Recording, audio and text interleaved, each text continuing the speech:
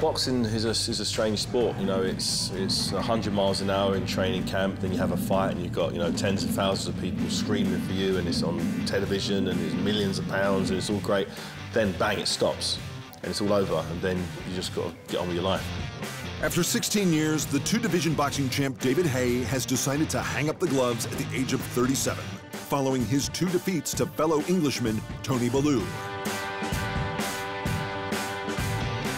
But there's a lot more to the Hayemaker than that. I always fight tactically. I've never let my heart rule my head. I've always made sure that, you know, whatever tactics and strategy that I've been prepping for is implemented once that first bell rings. In the ring, the Adonis-like Englishman will be remembered for his lightning-fast hand speed and his devastating punching power. You know, everybody knows I punch hard until they get hit. And the moment they get hit, they realise, okay, it's not hype. You know, he hasn't got a padded record. He genuinely punches harder than I've ever been in the ring with anybody in my life. 26 of his 28 wins didn't make it to the final bell, making Haye one of the most feared knockout artists the division has ever known. A fact he was only too happy to remind his opponents of.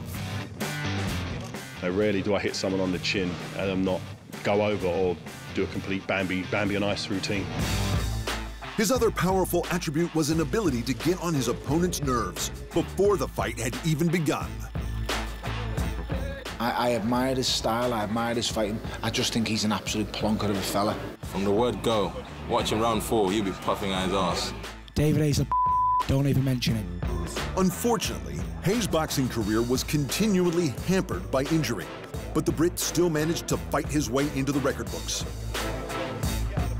The man he faced for the world title was the biggest heavyweight champ in history, the 213-centimeter, 149-kilogram Nikolai Valuev.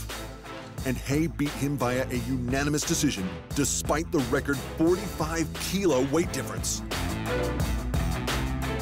This is my weight, you know, I don't believe I should adjust my diet for any particular boxer. You know, I am who I am, and I've made some of my biggest wins have been lighter than weight now. So, you know, I fought the biggest heavyweight champion in history, Nikolai Bellew, who was at 50 kilos more than I was. I didn't need to bulk up for him, so I wouldn't need to bulk up for any other fighter.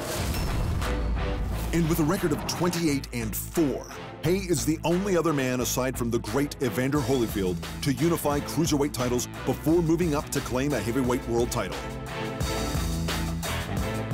Love him or hate him, David Haye was a gifted boxer and a brilliant athlete.